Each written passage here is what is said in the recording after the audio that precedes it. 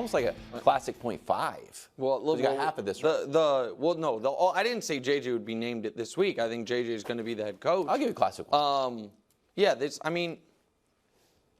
So what is the best explanation if Rob Pelinka were actually held to account by his boss, which I don't think actually happens with the Lakers. Okay. But if he were, what is his, hey, boss, here's what happened? Is it either we very publicly went after a guy that we all along knew we were going to lowball, or is it that, boss, went just the way we had planned? The whole world thinks now we tried really hard to get a guy. We knew we could never get him, and now we can just go hire the cheap coach we were always going to hire. What is it? Because here are the highest paid coaches in basketball. 6 years, 70 sounds great. For non-math majors out there, it's $11.5 million a year. You can't come to the table saying, hey, you'll be 5th in the league. I don't think they had to make him first. I don't think they had to do that. But there is a Monty Williams bar to clear. There just is. The Monty Williams contract is. They've struggled so badly in Detroit that it just becomes the bar. It's Brew called it. Like, here's the problem with the Lakers. I am not a reporter. I know no one in the front office. Brew is a reporter and knows people, but on this, I think was speculating a lot about the money it would take. And we both nailed it from 3,000 miles away. Brew nailed what the money it probably would have taken. I nailed they wouldn't be able to land the plane. And so, again, Wildes will get annoyed with me, but it's my line from Casino.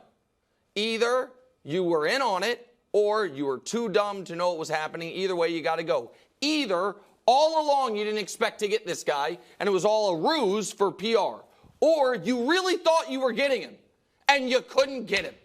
What's the better option? They both mean you didn't do either what you think your job is PR, or you were trying to do a good job and you couldn't. That's the only two options here.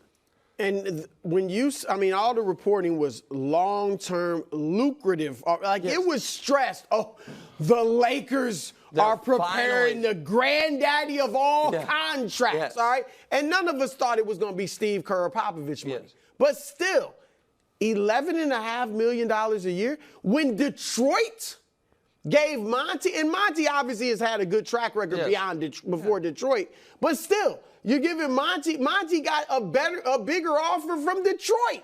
Yeah. Detroit. Hey, coach of the year. You're the Lakers. This is the two-time national champion. You're trying to pluck a guy from his dream job who has a dynasty going. Yeah. And you're trying to build, a lot of this was, okay, you're going to coach LeBron and AD. If we can get a championship, praise the Lord, all right? But this is really for post-LeBron, all right?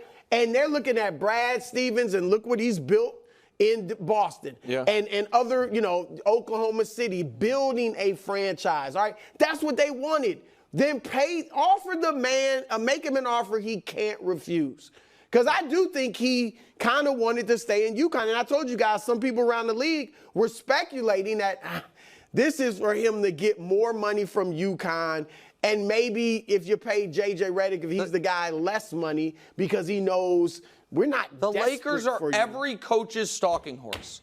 They are every coach that needs a raise. Somehow, by happenstance, I'm sure, one of the massive media reporters that are associated with the league connects that guy to the Lakers. That guy, then there's a day of oh my God, are the Lakers going to steal Jason Kidd from the Mavs? Could be hectic because he is coaching the finals, but maybe, no, he gets a raise. Oh, Ty Lue. They could have got Ty Lue 5 years ago, but no, are they going to steal Ty Lue? Well, I don't know. Steve Ballmer has more money made in interest each year than the Buss family's net worth, so I don't think they're going to steal him away. Oh, you know what? Wow. Midnight, day one of the finals. The offer no one saw coming. Dan Hurley going to the Lakers. No, he's not. Because he never was. It's just, to me, it's a farce. So then why are the Lakers participating in this? Why did the Lakers... For this. This is not a good day for the Lakers. No, but it's the last week was, and they're there, and now it's guys, we're not simply, picking our head coach via Spotify. We tried. What do you want from us? We offered $70 million American dollars. Even with inflation, that's a lot of money. What do you want from us? And let me say this, Wildes. When they went, because we get it that the Buss family isn't one of the wealthiest NBA. They're actually on the lower end of that, NBA owners. They offered Coach K $8 million a year 20 years. in 2004, 20 years ago.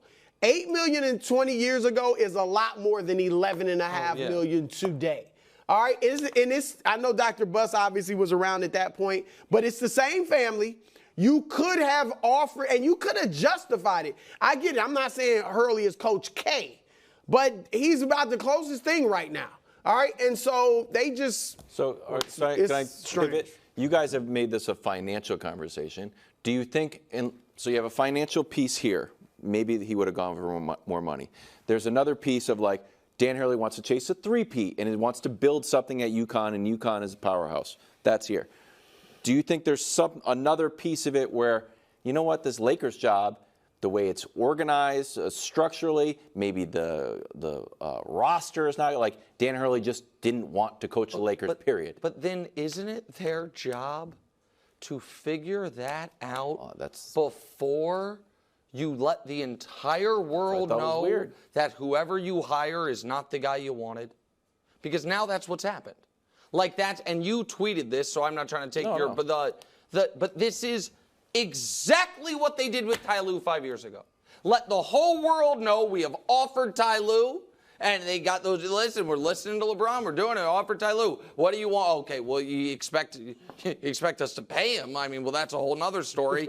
And then when you hire Frank Vogel, you have a press conference where everyone's like, second choice. At best, second choice. Now it's going to happen again. So here's the weird thing, Brew, and you tell me if there's another precedent for this. If I'm the Lakers and you're Dan Hurley's agent, and I'm like, hey, does 6 at 70 get it done? If the answer is I don't know, or we'll tell you on Monday at 3, it's embarrassing. Then the answer is no. Like, what gets it done? If you have to say 70 at 80, sure. Right. But the fact that it became the decision, and the Lakers are now the Cavs, and the Buss family's Dan Gilbert, like in Comic Sans, like, UConn will never win. It's embarrassing for a marquee franchise. It's a bad look. There's no ifs, ands, or buts about it, and we'll see who they end up hiring now. But they should have known what it was going to take. Yes. To get him. Via text. What were you doing at the meeting? All of us, did any of us think it wasn't going to be more than $11.5 million? No. How do you come to the table with that? Come on. Can I? Because I don't think they ever plan to hire him, guys. Then what are they just wasting time? Then just hire JJ. Just be done with it. Well, first of all, JJ is a very important job right now that can't be disturbed, so they can't hire him right now. No, it's clear. I mean, that's obviously a part of it. And I think they don't like, I don't think they're well run. You are right, Wildes, that this is now a bad day of headlines. Bizarre. I don't think they anticipated it would be a bad day of headlines. I think it's like, hey, we're going to go after Dan Hurley. We're going to throw a big number out there. There's going to be some reporters that talk about how we are so far along. We have discussed his plan for a draft pick that we haven't made yet in the second round. That's how focused we are about this is a 10-year plan. And then when he says, you know what, I just can't leave UConn to where my heart is, everyone's going to be like, well, they tried. They didn't anticipate that everyone would be like, you leaked the number, and the number is not impressive. And so I just think they're poorly run. I think so many of these answers, the Occam's razor is, the simplest answer is, there's a lot of people there that aren't necessarily elite at what their specific job is, but they are elite at keeping that job. And this is how you end up with, once again, publicly missing on a head coach. Also, UConn three-peat incoming. Man, Dan Hurley, like, I could have coached LeBron. I chose to coach you. Like, what the heck? Porzingis injury, something or nothing next. Thanks for watching. Subscribe here to get more from the show and to check out clips from other shows on FS1.